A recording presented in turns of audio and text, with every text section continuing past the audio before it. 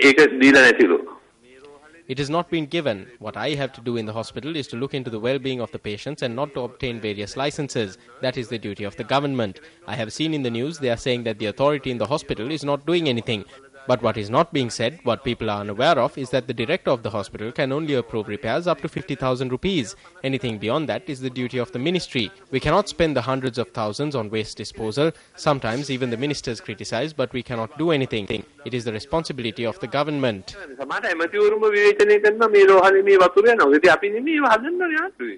Environmentalist Jagat Gunawardena clarified the importance of this certificate.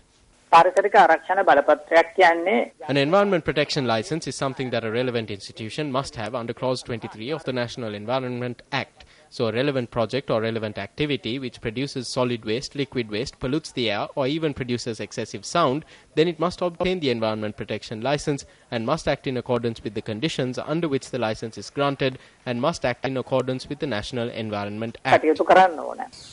There are injection needles, plasters, saline bottles and other things in these drains. We cannot work in the fields. We do not eat the bananas, jack or breadfruit here. We are afraid to eat it. Clause 23A of the National Environment Act gives the Central Environment Authority the power to stop incidents like these by taking legal action through the courts and obtaining an injunction preventing such activity from taking place until an environment protection license is obtained and is adhered to. At the same time, if complaints have been lodged by the public, then the police or the Chief Authority on Public Health, which is the Urban Council, have also been given powers through the law to deal with this.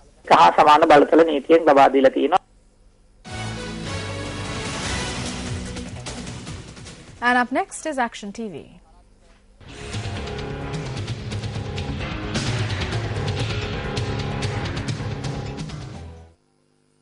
On some occasions, school children who come to Colombo from all corners of the island on educational excursions are granted the rare opportunity to meet with the President.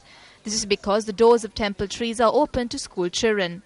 It was established during the reading of the 2012 budget that the President's conversations with these children is not limited to their comings and goings. Many children and teachers who come from faraway villages to temple trees on educational excursions say that their schools lack adequate drinking water, toilets, sanitary facilities and facilities for extracurricular and sport activities. These children have also complained to me about the necessary teachers. The information that the leader of the country uncovers by thus lending an ear to these children could be information that is either deliberately or unintentionally covered up by provincial and local politicians and officials. Students of the Sumangala Mahavidyalaya in Mavegamur, which falls under the Galgamur education zone, were granted the opportunity to meet the President when they arrived in Colombo on the 28th of July last year on an educational excursion. The President asked us what we lack. Although facing several shortcomings, the children who had a good understanding of their priorities asked the President to resolve their issues with regard to their dependency on kerosene oil lamps for lighting. The President immediately spoke to someone and asked for electricity to be provided. When we woke up the next morning, preparations had been made to supply electricity. On the morning of the 29th of July last year, tall trees in the Morogolagama Dahayaya village in Galgamur, where these children live, were cut down in order to draw electricity cables. The Presidential Secretariat also opened a file with regard to this electricity supply project, which had commenced on the direct orders of the President. While the trees which were cut down on the 29th of July have taken root again and their branches are now close to touching these electricity lines, there is still no electricity flowing through these cables because of a contest which has arisen among local politicians with regard to declaring open this electricity project.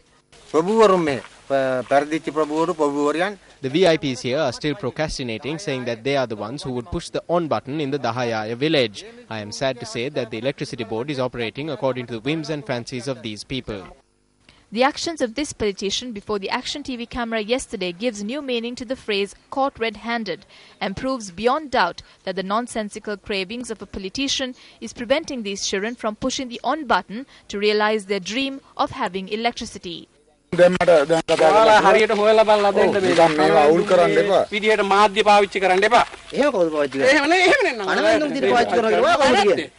ඔයා කොහොමද කණවෙන්දුව පාවිච්චි කරන්නේ? කණවෙන්දුව විදිහට පාවිච්චි කරනවා කියලා ඔහොම කොහොමද කියන්නේ? ඒ කියන්නේ මෙතන ෆැමිලි ලයින් එක කොහොමද කණවෙන්දුව කට්ටිය. ඒ ඔයාලා හිතාගෙන ඉන්නේ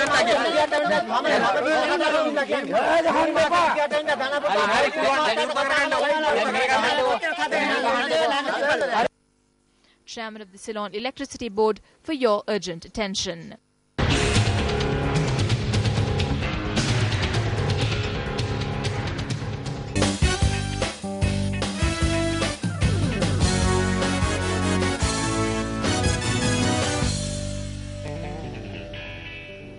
And from the sports first desk, we're joined by Punshani now. Good evening, Punshani. Good evening, Sonali. Bad news for the Sri Lankans today. Yes, Sonali, that's right. Australia defeated Sri Lanka by just 15 runs in the thrilling first final of the Tri-Series played at the Gabba. Batting first, Australia posted 321 runs for the loss of 6 wickets, while Sri Lanka fell 15 runs short of victory in the run chase, being bowled out for 306 runs. Former Sri Lankan Test cricketer Sanjeewa Ranatunga now joins us for an in-depth analysis into today's match.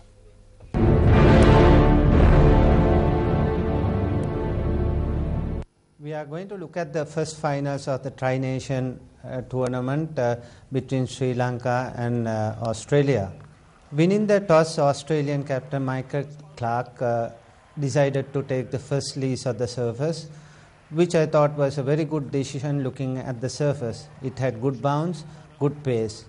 And Australia went in to get a mammoth score of 321 runs for a loss of 6 wickets. For Australia, it's mainly due to 2 good innings by Wade and Warner. Warner, who went in to get a big 100, scoring 164 runs, and also Wade went in to get 63 odd runs. And also latter order batsmen came and played some short knocks with keeping their run rate in a higher level. For Sri Lanka, except for Dilshan and Rangana Herath, no other bowler could bowl on good line and lengths. Also, looking at Sri Lankans fielding, they look really not ready for the finals, and mainly our fielding also let the side down.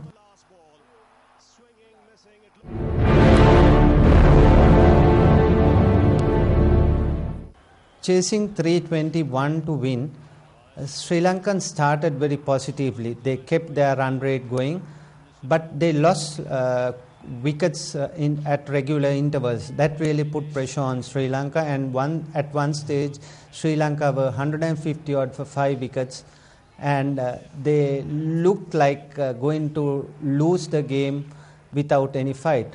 But at that stage, Kulasekara came into bat together with Upul Taranga, who batted in the lower order. They went in to get over 100 runs partnership, and they really went after the bowling attack of Australian. For Australian, except for Doherty, Watson and Lee, no other bowler looked dangerous or tight enough to contain Sri Lankan latter order batsmen. For Sri Lanka, I think it was Upul Taranga together with Kulasekara who really got Sri Lanka into the right frame of mind, and though they lost the game, they gave a very good fight back. In more cricket news, the 83rd Battle of the Maroons between Ananda College Colombo and Nalanda College Colombo ended in a draw today. The 83rd Battle of the Maroons was played at the SSC grounds in Colombo. Taking to bat first, Nalanda College posted 252 runs for their first innings. Lahiru Jayakodi scored 96 runs, while Ishan Wangana chipped in with 40 runs. In reply, Ananda College posted 303 runs in their first innings. Rushan Gunaratna and Danushka Patirana scored 81 runs each for Ananda College, while skipper Pasindu Madushan chipped in with 75 runs.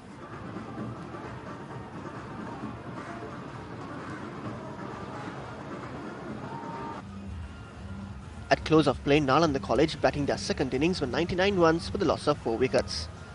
Thereby, the N.M. Pereira Trophy went to both schools. Sri Lanka's national sport is volleyball. The game, which is played indoors, still lacks an indoor sports complex dedicated to it. Attempts were made by the Gampaha Municipal Council to fulfill this void. However, a sudden force disrupted this activity. Tonight, Bitter Truth delves deep into this subject.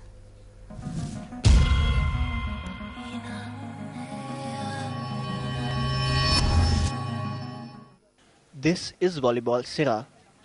Also known as Valiveria Liyanage Sirivardhana, he hails from the Gampaha district, which produced many young talent in the field of volleyball. However, the Gampaha district is receiving stepmotherly treatment at present. This memorial erected in the district bears testament to this fact. The fate that has befell this memorial, which was erected in memory of the victory achieved by volleyball players in the area after clinching the All-Island Volleyball Championship, highlights the manner in which the respect for the sport has deteriorated in the past. Construction work on this indoor volleyball complex, which stalled halfway, is also no different. The United National Party in 2003 laid the foundation stone for Sri Lanka's first ever indoor volleyball complex. Construction was scheduled to be completed in 3 phases in an area spanning 1.5 acres. However, the construction work, which began 8 years ago, is yet to be completed. If the remaining work is to be completed, there has to be a change of plan. If there is a game, there is no place for the fans to stay. Moreover, there are no sanitation facilities for the players. There is no changing room either. There is also another issue here, which is this is being constructed close to the railway line. We construct buildings that can be constructed close to railway lines. When we had the mayor, a bus stand was constructed 10 meters close to the railway line. Did it collapse? It is still there. So I would like to tell the authorities not to prepare for any political games by presenting different facts. Meanwhile, Chief Minister of the Western Province, Prasanna Ranatunga, attributed the halt of construction activities of the proposed indoor volleyball complex to the standard in which the complex is being constructed. He ruled out any political affiliations to halt of constructions. Despite the Gampaha District Secretary has obtained a report from the Central Engineering Secretariat with regard to the construction work of the indoor complex, it was clear that the District Secretary, A.J. Watnasiri, is yet to arrive at a final decision on the proposed building. A.J. Watnasiri said that no decision has been reached whether or not to complete the remaining construction work of the sports complex. If you look at most grounds in Gampaha, they are not suitable for sport activities.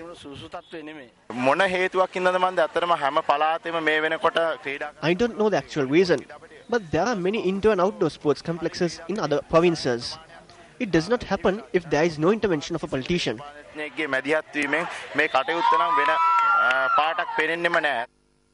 Obstructing the strengthening and growth of a sport is not justifiable.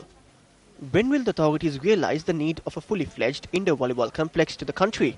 When will they take the necessary steps to complete the remaining construction of the Gampaha indoor volleyball complex, which will not only benefit the district but the country as a whole? The Bitter Truth will keep a close watch.